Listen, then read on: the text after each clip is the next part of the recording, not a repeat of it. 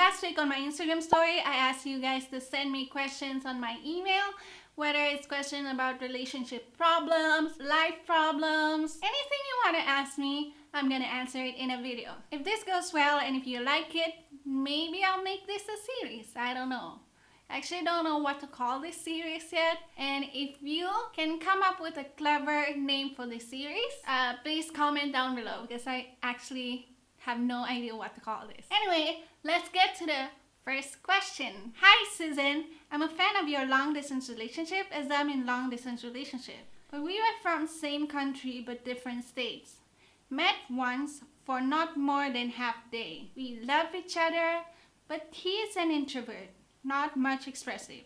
But he is expressive at times. And I wanted him to show me some love.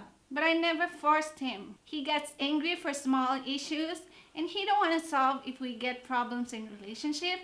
Instead, he stays calm and silent and moved on with the flow. And if I went back, then he wants me back. And so last time we fought, he was fine without talking to me. Every time, I'm the one who compromises in the relationship. So this time, I feel he should come back to me and be sorry for what he did.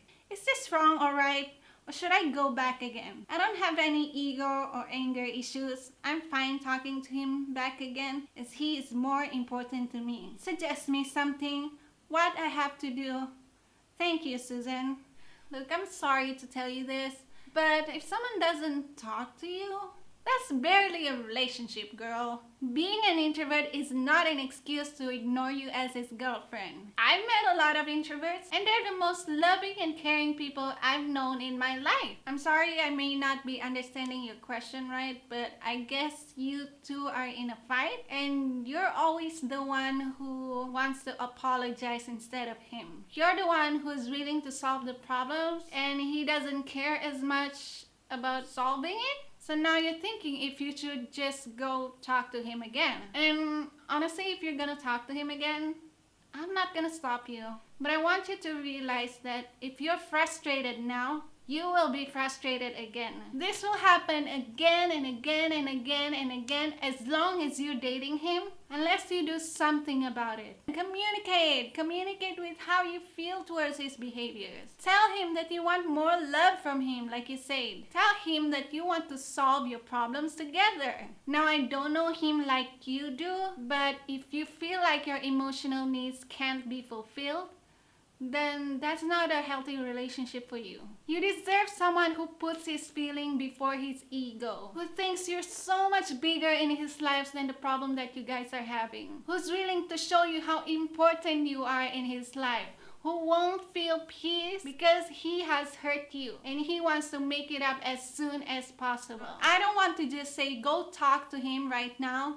I want you to understand why you need to. And if he's angry about it and he doesn't want to talk to you, you need to start thinking about what you deserve in your life. Okay, this one is going to be 2 questions at once because it's more or less the same question, so I'm going to answer both of them so it's easier. The first one asks me, hi Susan, can you give me tips on long distance relationship or any support how I can survive with long distance relationship? And the second one asks me, hi, not really a question, but I really need advice on how to be in long distance relationship. I've been in long distance relationship for a few months now, and some advice would mean a lot to me. Thanks. Okay, so I've been saying this over and over and over again, and you're probably already bored to hear this, but I'm only saying it because it's true. The one thing that actually really helps is communication. I mean, this is needed in relationships in general, but I'm just gonna be focusing on long distance relationship at the moment. Because why? Because in long distance relationships, you only talk through phones, video calls, Skype, email, those things. You only talk through technology. And it's very, very, very easy to get miscommunication through that. Because dissatisfaction and bitterness will bound to happen when one of you is hiding problems from the other person. And it won't be fair for you to deal on your own. It won't be fair for them because they don't know how to help you in the first place. So if you miss them, you gotta tell them. Do you want them to call you more often, especially when both of you are busy? Figure out a time and make it work. Do you want them to visit you more often? Make plans and prepare some budgeting if needed. Do they hurt your feelings without them actually knowing? Well, tell them. Tell them what's bothering you so you guys can communicate and anyone can apologize if needed. I'm only talking about this again and again. Communicate, because I'm talking this from experience. I mean, not to air my dirty laundry to the public, but I'm just hoping some of you can relate to this. My long distance boyfriend, Chris, and I didn't start out great in long distance relationship before. Personally, I hate communicating about my feelings because I hate being vulnerable. So when my feelings were hurt because he was really bad at replying to texts and he was like barely paying attention to me, I felt like I was the only one who wanted to start a conversation. I felt like I was the only one who was excited to talk to him. And I was bothered about it for days. I'm sorry, babe, if you're watching this, you're good now. It was long time. This was years ago. You're good now. But I was really hurt because he only replied with 1 to 2 words when I typed so many stuff excitedly to him. And eventually, because I kept that all along, I felt like bitter in my heart. And at the same time, I didn't want to hurt his feelings because I was scared something would happen with our relationship. And I could kind of feel that our conversation became a bit stale. So at the end, I was just pissed. So I told him everything, how mad I am with him. I feel bad. I don't like being mad to him. But then we talked. And then we started to learn more and more about each other through our arguments. So, what happened after that? Well, we solved the issue. Apparently, he was just really bad at texting in general, not just to me. It's not like he wanted me to feel like I wasn't important to him. He's the kind of person that is better at talking to someone in person than through text. But because he knew that I like texting, he tried to change his ways and compromise so that he won't make me feel like I'm not important to him anymore. And I also learned that it's okay for me to be vulnerable. It's not that scary as I thought it would be. So anyway, every time we have frustrations and issues against each other, we tried and solved it. I actually really love the way he says that this isn't me versus you. It's us versus the problem. And I'm like, oh, that's so cool. Don't forget, communication is a two-way street. Both of you need to talk to each other. It's not just one person talking and the other person just ignores everything. I want to support you in your long distance relationship, so I'm going to tell you this. Anyone who went through every single problem in long distance relationship can go through anything life throws at them. You're stronger than you think, you know. Hi, Susan. I was wondering, do you like the American TV show Psych? It's very entertaining and you should check it out. That's funny because I actually watched it when I was a kid, but it was only on cable. This was way before Netflix, so I didn't actually follow episode after episode. I just watched when it's aired on TV. If it's actually on Netflix, I do want to watch it again. Hello, Susan. I met my boyfriend almost 2 years ago online. We are in a long-distance relationship now for 1.5 years. The thing I find very hard is that I want to close the distance when the time is right. But it hurts me that I would have to leave my family behind. How are you in that? Do you have any advice for me? The videos of you and Chris really helped me in some hard times. I'm actually really glad to hear that our videos help you in some ways. But this question kind of hit me close to home. Because I do understand what you're feeling. I know sometime in the future, I'll probably leave this country, maybe. And I have to leave my family, my friends, the places that I love to go here, the food. So I can finally close the distance with Chris. But I'm really sad about it.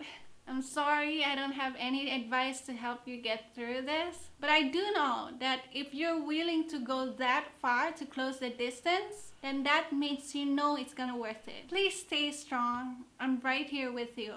In the meantime, spend time and appreciate the time with your family as much as you can. Go to the places you've never been in your area. Visit your favorite coffee shop, your favorite library. Do everything that you haven't done yet at your place, because you might not get to do it as much as you can again. And then finally, one day, you can start a new life with your boyfriend. All the best!